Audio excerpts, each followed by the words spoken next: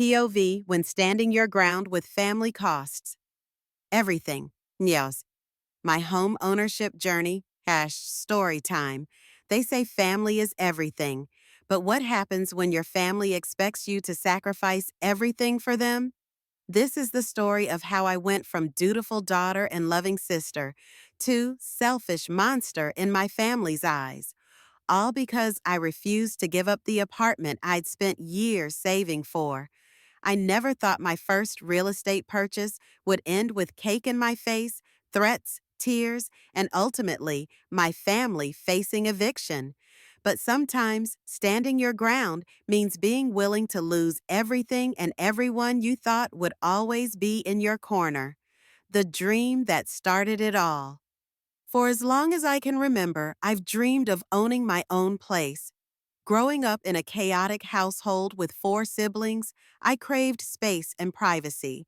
My parents' house was always bursting at the seams, shoes piled by the door, kitchen counters cluttered with everyone's projects, and never a moment's quiet to think.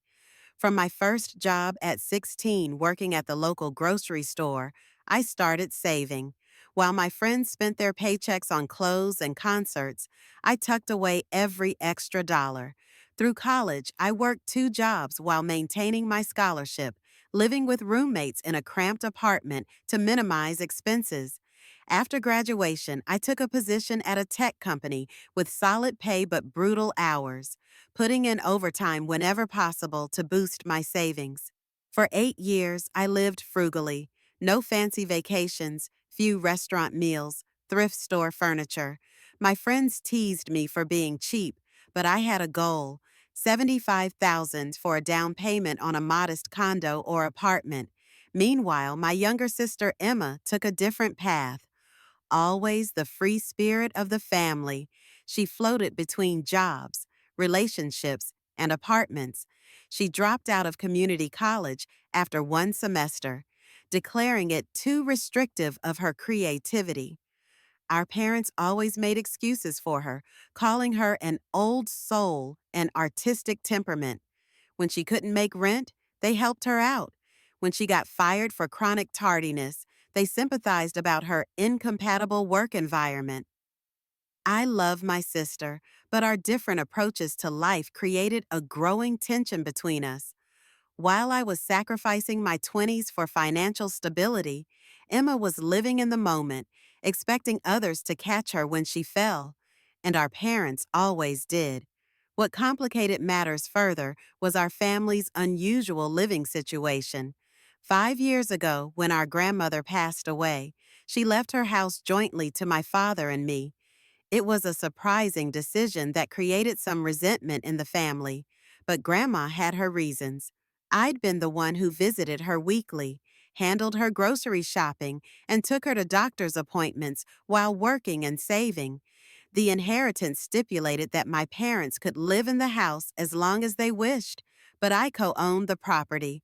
At the time, I was still years away from having enough for my own place, so the arrangement worked.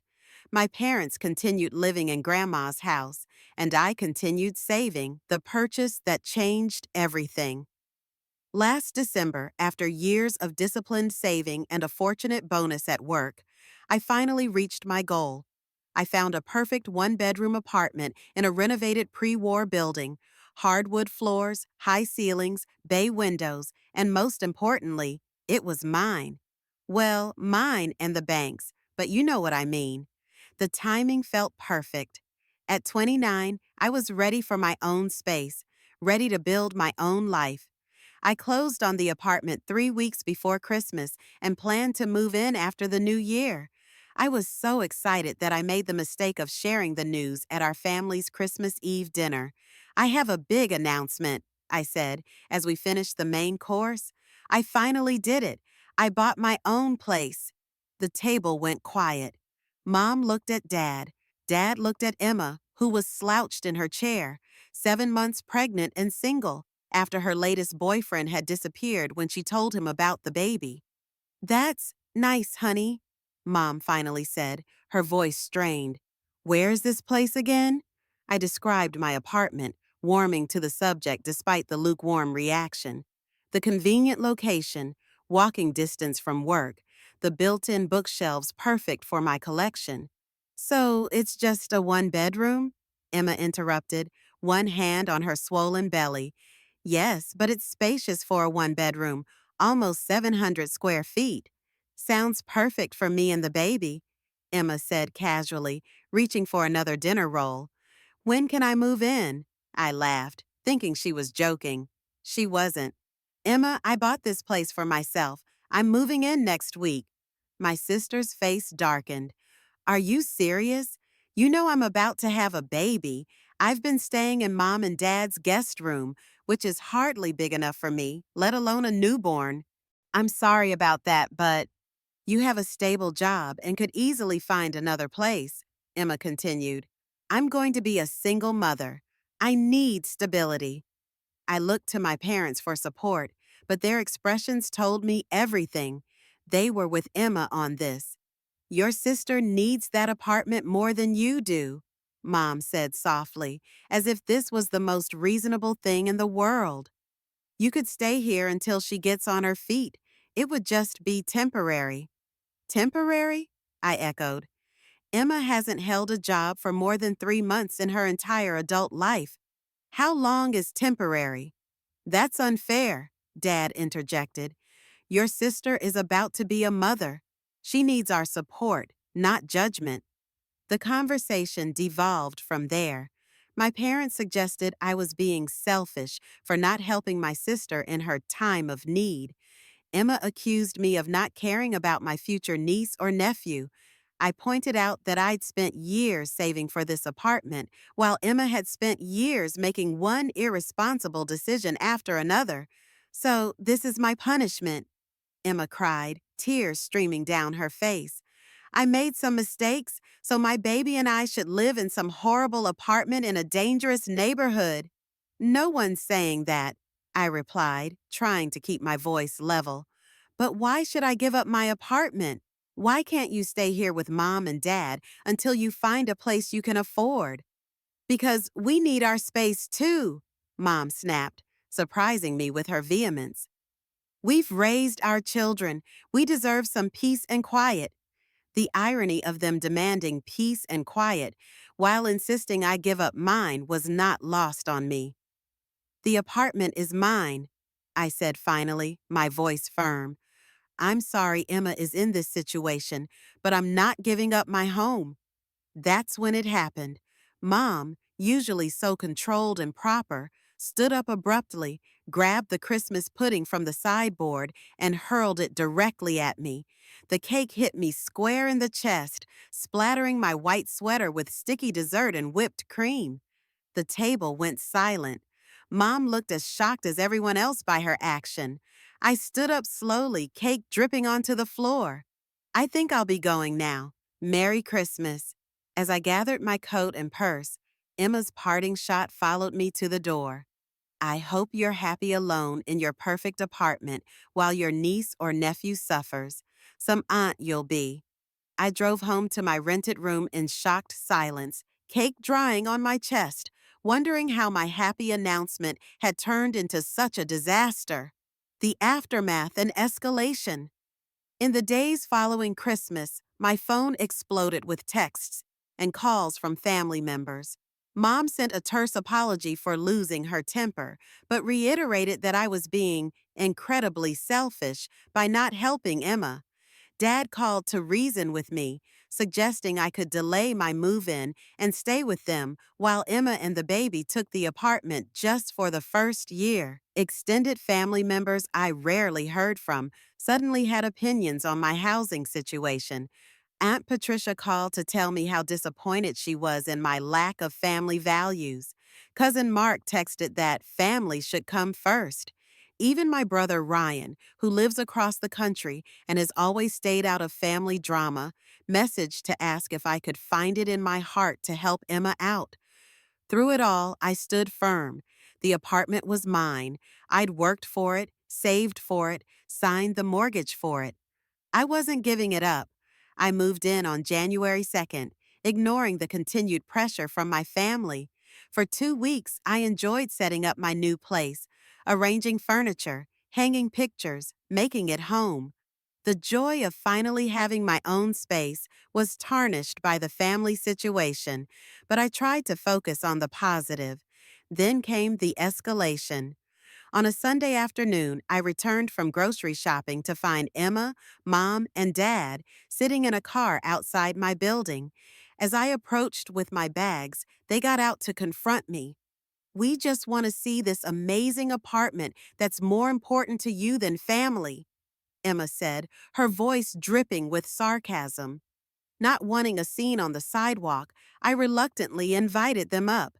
The moment they entered, I could see the calculation in their eyes as they assessed the space. "It's perfect for a nursery," Emma murmured, looking at the second alcove I'd set up as a home office. "Much better than that closet of a guest room at Mom and Dad's." "Emma, I've made my decision," I said firmly. "This is my home." "Do you know what your sister's going through?" Mom demanded. "Her back aches constantly. She can barely sleep. The doctor says her blood pressure is elevated. And you're worried about what? Your independence?" "I'm sorry Emma's uncomfortable," I replied. "But that doesn't make her housing situation my responsibility." Dad, who had been quietly examining the apartment, finally spoke. "This building has a good school district, too, important for the baby's future." The implication was clear. They weren't just thinking about Emma staying temporarily, they were planning for years. "I think you should leave now," I said, moving toward the door. "I'm not changing my mind." As they shuffled out, Emma turned back with tears in her eyes. "I hope you realize what you're doing. This isn't just about me anymore. It's about an innocent baby." After they left, I sat on my new couch, shaking with anger and guilt. Was I being selfish? Should family obligation outweigh personal boundaries? For the first time, I began questioning my decision. But then I remembered everything I'd sacrificed to get here. The years of extra shifts and declined invitations. The tiny shared apartments with roommates I tolerated to save money. The budget spreadsheets and careful planning. Why should I give all that up because my sister hadn't planned ahead? That night, I made a difficult decision. If my family was going to use emotional blackmail to try to take my apartment, I needed to protect myself more comprehensively. I called a real estate attorney the next morning. The nuclear option. The consultation with the attorney was eye-opening. As co-owner of my grandmother's house, I had rights I hadn't fully understood. While the inheritance stipulated my parents could live there indefinitely, it didn't prevent me from selling my half of the property. If you want to force a sale, you can petition the court for what's called a partition by sale, the attorney explained. Since the property can't be physically divided, the court would likely order it sold and the proceeds split between you and your father. "Would that make my parents homeless?" I asked, horrified yet intrigued by the possibility.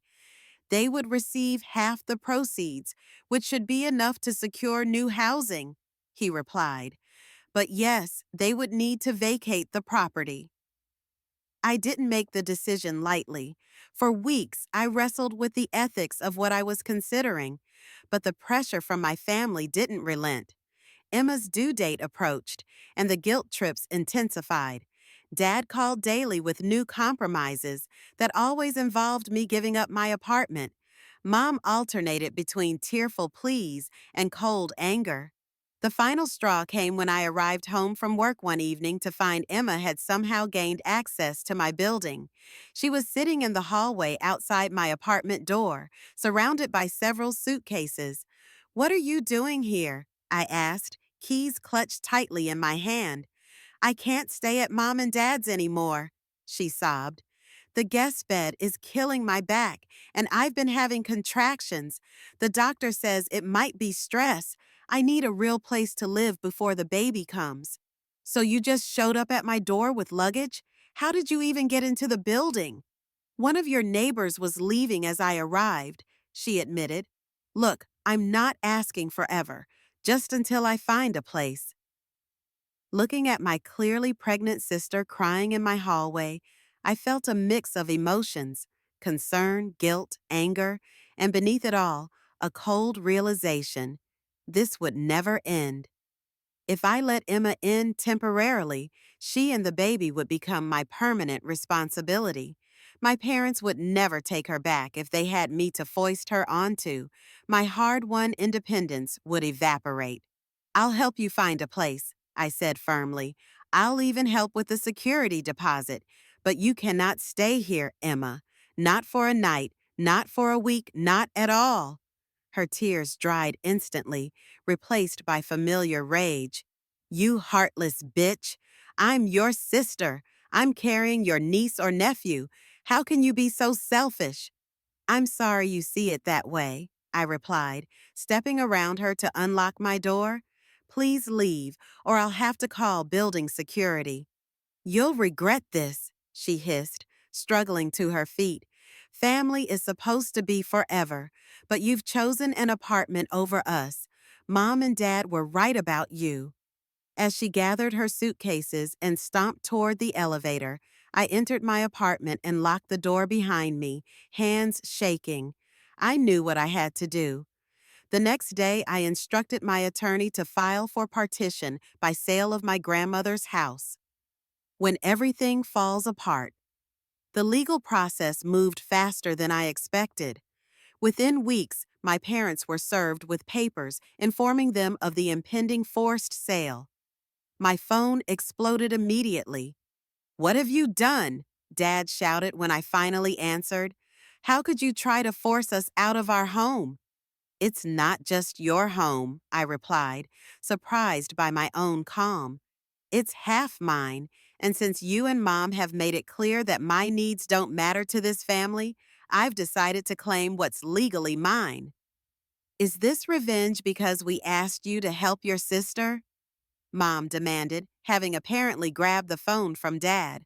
"It's not revenge. It's self-preservation. You threw cake at me for buying my own place. Emma tried to move in without permission.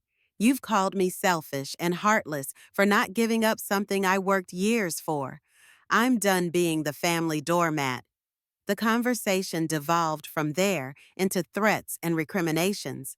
By the end, Mom was sobbing that I was killing her, and Dad was threatening to contest the partition, though my attorney had assured me his grounds for doing so were minimal. Word spread quickly through the family grapevine.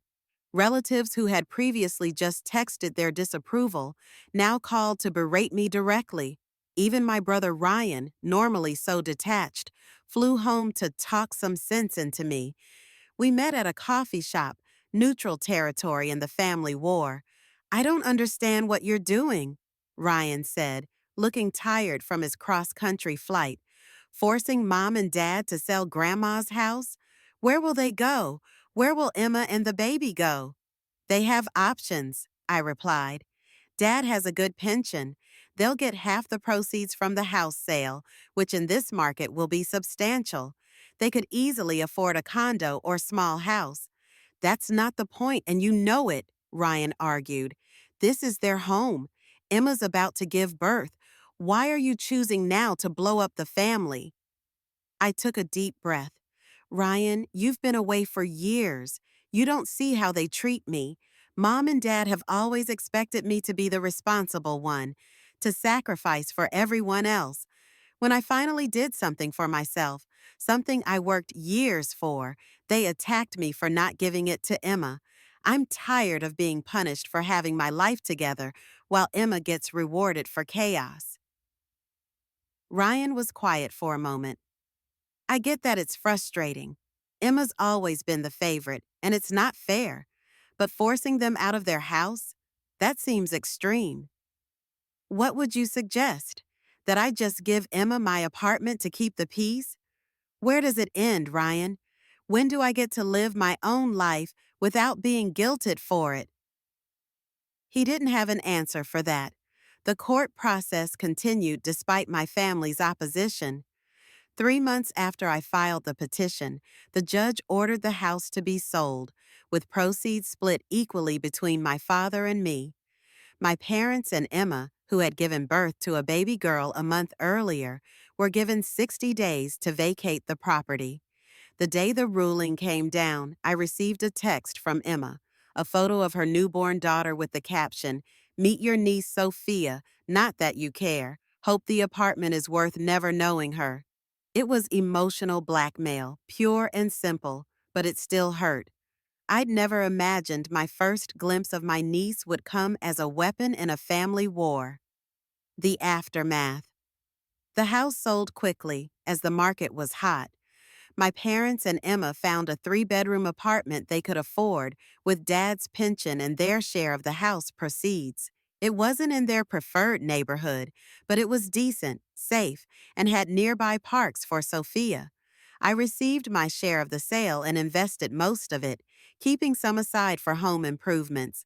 The money brought no joy, tainted as it was by the family destruction it represented. For 6 months, the silence was absolute. No calls, no texts, no invitations to meet my niece.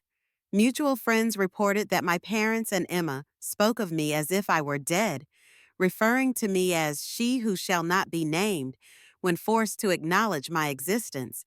I won't pretend it didn't hurt. There were nights I sat alone in my beautiful apartment, surrounded by everything I'd worked for, and questioned whether it had been worth the cost. I missed family dinners, holiday gatherings, the chance to be an aunt to Sophia.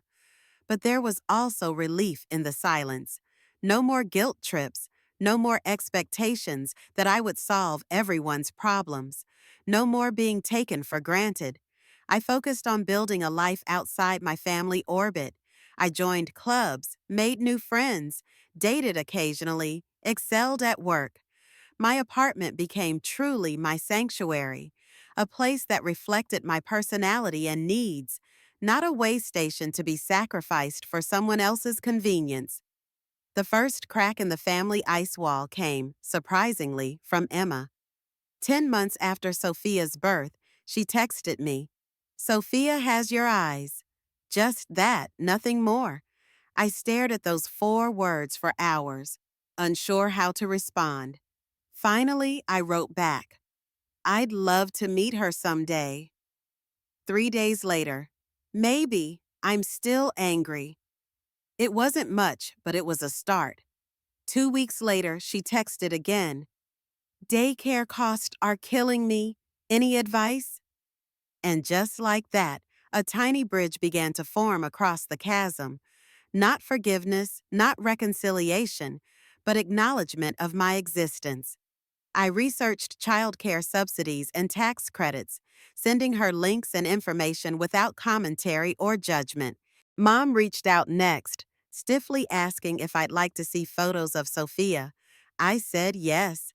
The photos arrived without message or context, just images of a beautiful dark-haired baby with indeed eyes that resembled mine. Dad has remained silent. Ryan calls occasionally, keeping lines of communication open while staying firmly neutral in the conflict. Last month, I received an invitation to Sophia's first birthday party. The card was addressed only to me. No +1, no warm message, just date, time, and location. A reluctant olive branch, but an olive branch nonetheless. I'm still deciding whether to attend. Part of me yearns to meet my niece, to begin rebuilding some version of family.